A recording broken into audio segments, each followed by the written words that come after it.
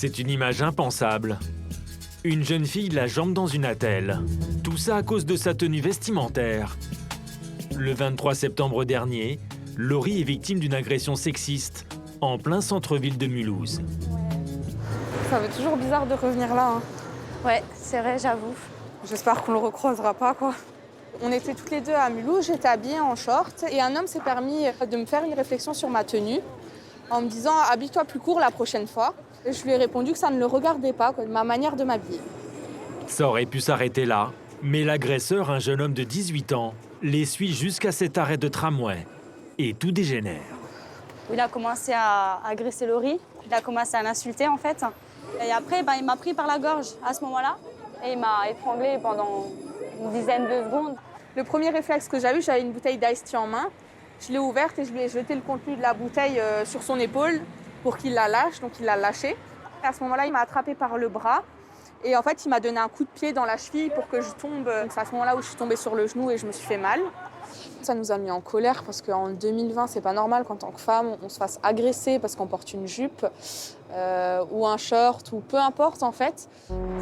Bilan, une entorse du genou, des ligaments touchés. Ce jour-là, personne ne s'interpose, mais un témoin prévient la police et l'homme est interpellé. Laurie est toujours sous le choc, mais à 20 ans, pas question de changer quoi que ce soit. Alors, ce jour-là, je portais une chemise avec un t-shirt simple et un short en cuir. Alors, bien sûr, j'ai peur quand je vais à Mulhouse, je ne dis pas le contraire. Je suis pas rassurée, mais je continuerai de mettre des jupes et des shorts parce que c'est mon style vestimentaire et que si je changeais ma façon de m'habiller, ça voudrait dire que je les laisse gagner et c'est hors de question. À croire qu'en France aujourd'hui, les femmes ne peuvent plus s'habiller comme elles le souhaitent. Comment expliquer le retour d'une morale rétrograde? Car depuis plusieurs mois, le phénomène devient inquiétant. Des incidents et des humiliations subies par des femmes font la une de la presse et des réseaux sociaux. Celle-ci est refoulée en août à la porte d'un supermarché pour se décolleter. En rentrant, le monsieur me dit « ce n'est pas possible avec cette tenue ». J'ai pleuré comme un bébé. Même au musée, il faudrait cacher les décolletés généreux. À Orsay, avec cette robe, cette jeune étudiante a dû enfiler une veste pour entrer. À l'école, des sanctions sont parfois prises pour des tenues dites légères, au grand désarroi des ados et de leurs mamans. Lola a reçu une lettre par la proviseure d'une procédure disciplinaire pour en fait avoir porté un débardeur. De la colère et une sonnette d'alarme qui est tirée. Un récent sondage fait froid dans le dos. 42% des femmes âgées de 18 à 30 ans disent avoir été victimes d'agressions ces 12 derniers mois à cause de leurs vêtements. Alors, petit fépès. Comme sur cette vidéo tournée il y a quelques années par une jeune Belge.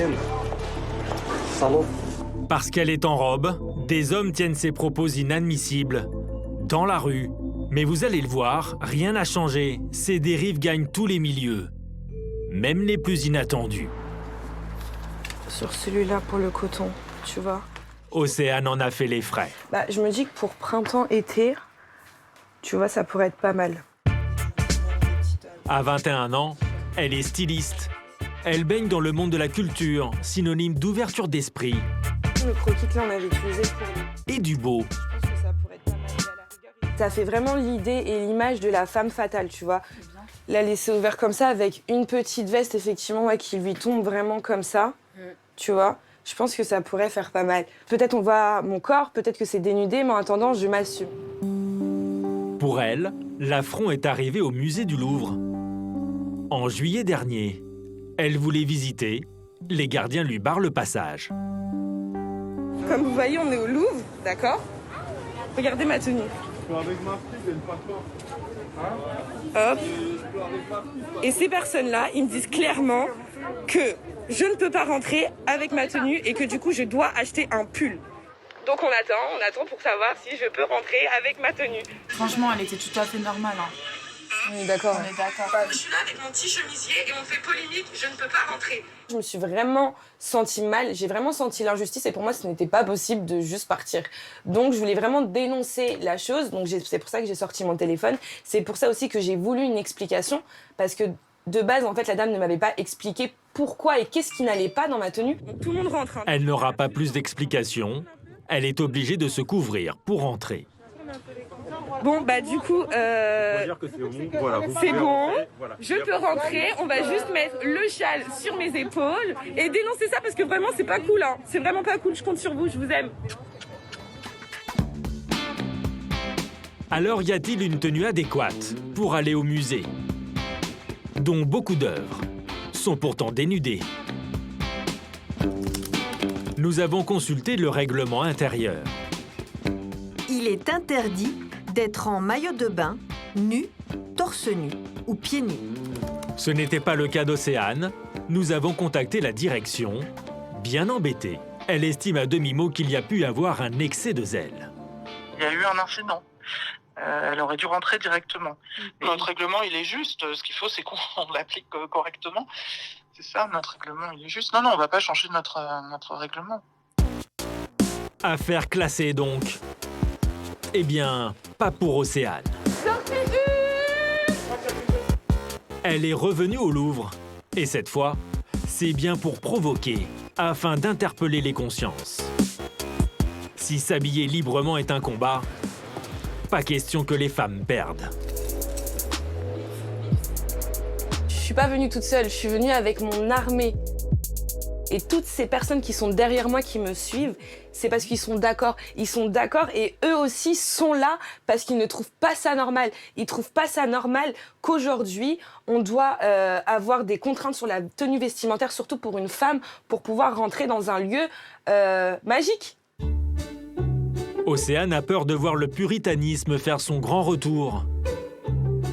Avec ses longueurs de jupe imposées. Et pourquoi pas aussi le port obligatoire de vêtements amples pour gommer les formes. Impossible, pensez-vous, en France? Eh bien, cette peur est déjà partagée par toutes les jeunes filles. Il faut dire qu'un événement survenu à Boulogne-sur-Mer a scandalisé toutes les lycéennes de France. Dans l'établissement de Clara, les réflexions des surveillants sur les tenues ont provoqué un gros ras-le-bol. Voilà, mon croque-top, on voit 1 centimètre de mon ventre et ma tenue, je la trouve correcte. Non, je ne changerai pas la manière dont je m'habille, je continuerai de m'habiller comme ça coûte que coûte pour vraiment leur faire comprendre qu'il faut combattre ça et que c'est pas normal d'avoir ce genre de discours. Toutes les remarques des surveillants, Clara et ses copines décident de les publier sur les réseaux sociaux. Bah ouais, ça va, tranquille. T'as remis un croque-top? Ouais. Je suis provocante. Des remarques comme celle-ci. Imagine, tu es là tranquille, tu vas en cours et un surveillant vient te choper pour te demander « Tu ne portes pas de soutien-gorge ?» Moi, je portais simplement une tenue normale, pourtant que je voulais mettre pour aller en cours. Et je me sentais bien dedans, mes parents ne m'avaient pas fait de réflexion, tout ça, donc pour moi, il n'y avait aucun problème. On a dit que cette tenue était provocante, qu'il fallait que je me mette à la place d'un garçon qui serait plus attiré envers une fille habillée comme moi qu'une autre. Le tweet est liké des milliers de fois en quelques heures. Une fronde est lancée dans tous les lycées de France. Le 14 septembre, les élèves s'habillent d'une manière soi-disant provocante. Ce n'est pas nos crop tops qui sont trop courts, mais vos mentalités. Habillez vos filles? Non. Éduquez votre administration? Oui. C'est notre bourrelet de 2 cm qui vous excite? Ne dites pas à vos filles de ne pas sortir, dites à vos fils de bien se comporter. Tous ces reproches qui leur sont faits viennent de la fameuse petite phrase des règlements intérieurs. Les élèves doivent avoir en toutes circonstances une tenue correcte. Une formule bien floue qui place dans l'embarras les chefs d'établissement, comme celui de Clara et ses copines lanceuses d'alerte de Boulogne-sur-Mer. Nos demandes d'interview ont été rejetées, alors nous avons frappé à la porte en caméra discrète. Le recteur m'a demandé de plus communiquer là-dessus, donc je communique plus. Voilà la réponse. Ça nous dépasse, c'est un sujet de société qui dépasse un lycée. Vous savez, la tenue correcte, c'est loin d'être simple à définir. Hein. Qu'est-ce que c'est qu'une tenue correcte? C'est sujet à l'interprétation. Une tenue correcte à Lille, c'est pas une tenue correcte à Paris, c'est pas une tenue correcte... Voilà. Mais du coup, ça veut dire... Du coup, ça veut dire qu'on doit y réfléchir. Et ce n'est pas le ministre de l'Éducation nationale qui va l'aider. Sur le sujet, Jean-Michel Blanquer n'est pas plus clair.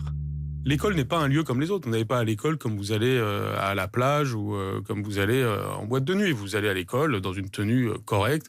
Chacun peut comprendre qu'on vient à l'école habillé d'une façon, disons, je dirais républicaine. Qu'est-ce qu'une tenue républicaine? Mystère. Les internautes, eux, ont trouvé. La réponse est venue de Delacroix. Topless. Au sein du gouvernement, la formule a fait bondir aussi Elisabeth Moreno, la ministre chargée de l'égalité entre les femmes et les hommes. Elle recadre son collègue gentiment. Ce que j'ai dit, c'est que nous sommes dans un pays où nous avons la chance de pouvoir nous vêtir comme nous le souhaitons.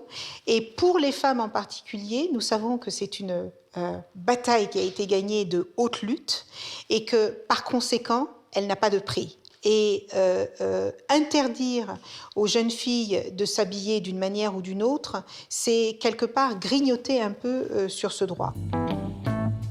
Un droit de plus en plus bafoué. Selon une étude du ministère de l'Égalité, 100% des femmes ont été au moins une fois victimes d'outrage ou de harcèlement sexiste dans les transports en commun. Laurie, on va parler de ton dossier ? Laurie, qui a été brutalisée par un homme qui trouvait son short trop court, a porté plainte contre son agresseur. Mais pour elle, la sanction n'est pas à la hauteur du traumatisme subi. 2 mois avec sursis, je trouve que c'est rien du tout. Parce que là, il est en liberté, quoi. Il fait sa petite vie. Ça va pas lui servir de leçon. Par contre, le stage sur les violences au sein du couple et sexistes, je trouve ça très bien. Il a aussi été condamné à 1 000 € d'amende. Pour le père de Laurie, c'est incompréhensible qu'un jeune de 18 ans puisse se comporter ainsi aujourd'hui. Moi, je suis en colère parce que, même si on n'est pas d'accord sur une tenue, moi, je croise des gens, leur tenue me déplaît fortement. Mais bon, je le garde pour moi. Je ne vais même pas les dévisager. Voilà, la tenue ne me plaît pas, elle ne me plaît pas. Mais de là, aller frapper quelqu'un parce qu'on a une tenue qui, selon ses principes, n'est pas adéquate, ça me paraît fou, quoi. La rue est à nous! La rue est à nous! Non, c'est non! C'est difficilement imaginable. Mais aujourd'hui, en France, les femmes doivent encore manifester régulièrement. Juste pour revendiquer le droit de s'habiller librement.